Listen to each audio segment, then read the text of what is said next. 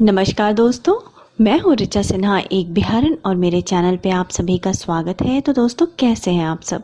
ये बताने के लिए जल्दी से मेरे कमेंट बॉक्स में जय माता दी लिख दीजिए। माता रानी आप सभी की सारी मनोकामनाएं पूर्ण करें। दोस्तों, निर्जला एकादशी के व्रत को अन्य सभी एकादशी व्रतों में सर्वश्रेष्ठ माना जाता है। ऐसी मान्यता है कि सिर्फ निर्जला एकादशी का व्रत करने मात्र से साल के सारे एकादशी व्रतों को करने का फल प्राप्त होता है।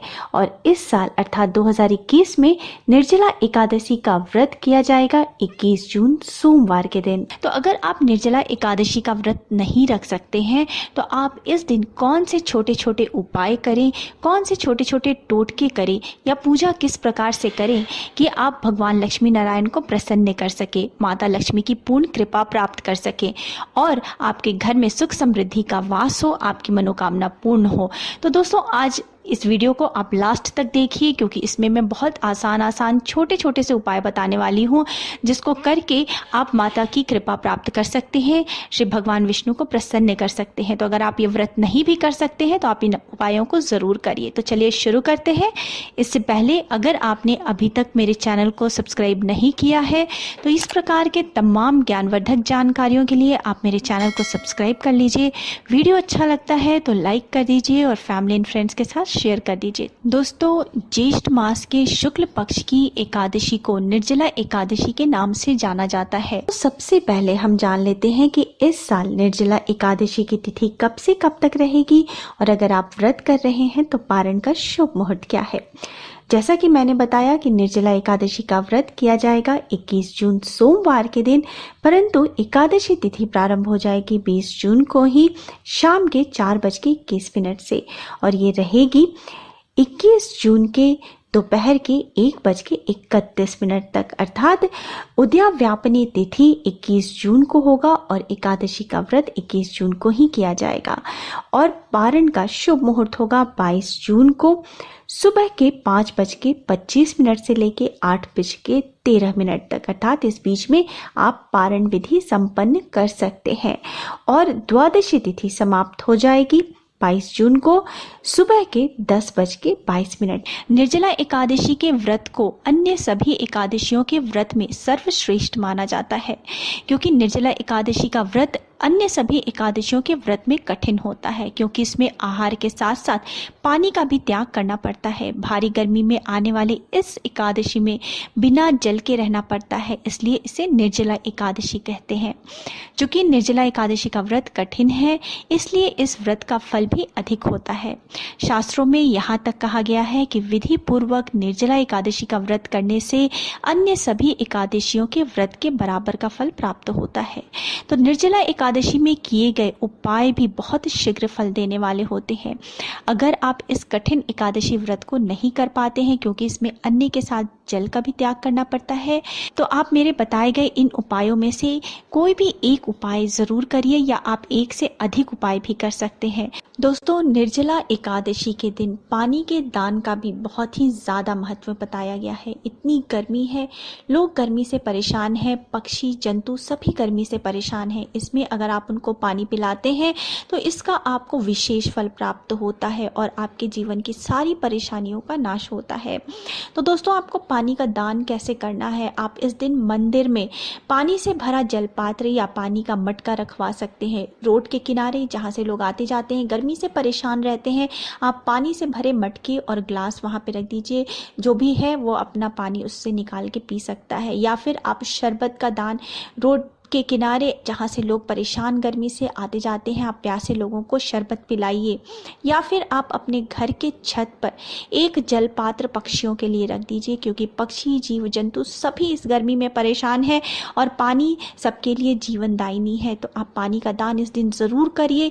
ये बहुत ही आसान सा उपाय है जिसका कि बहुत ही विशेष महत्व है, बहुत ही विशेष फल मिलता है। साथ ही दोस्तों, आपको माता लक्ष्मी को प्रसन्न करने के लिए, धन प्राप्ति के लिए इस दिन आप एक विशेष उपाय कर सकते हैं। करना क्या है कि आपको निर्जला एकादशी के दिन रात्रि में विष्णु जी के सामने 9 बत्तियों का एक दीपक आपको जलाना है और आपको एक दीपक ऐसा जलाना है जो कि रात भर जलता रहे। इस दीपक को आपको गाय के देसी शुद्ध घी से जलाना है। साथ ही दीपक जलाने से पहले आपको श्री भगवान विष्णु की और माता लक्ष्मी की विधि विधान से आपको पूजा करनी है, पंचोपचार से पूजा करनी है। इस उपाय को करने से माँ लक्ष्मी अत्यंत प्रसन्न होती हैं और उनकी विशेष कृपा प्राप्त होती है। दोस्तों, निर्जला एकादशी के दिन तुलसी की पूजा का बहुत ही ज़्यादा महत्व बताया गया है और ये एक ऐसा आसान सा उपाय है कि अगर आप वर्किंग हैं, आपको सुबह में समय नहीं मिलता या अगर आप व्रत नहीं कर सकते, आपके पास समय कम है, तो आप इस उपाय को कर सकते हैं क्योंकि ये उपाय शाम के समय करना होता है और इसमें बहुत ही कम समय लगता है। तो आपको करना क्या है कि शाम के समय साफ स्वच्छ कपड़े पहने, स्नान आदि करके साफ स्वच्छ कपड़े पहने और आपको तुलसी की विधि पूर्वक पूजा करनी है। तुलसी के पौधे की आपको विधि पूर्वक पूजा करनी है। आपको धूप दीप दिखाना है, प्रसाद चढ़ाना है और साथ ही तुलसी के सामने आपको एक गाय के देसी घी का दीपक जलाना है।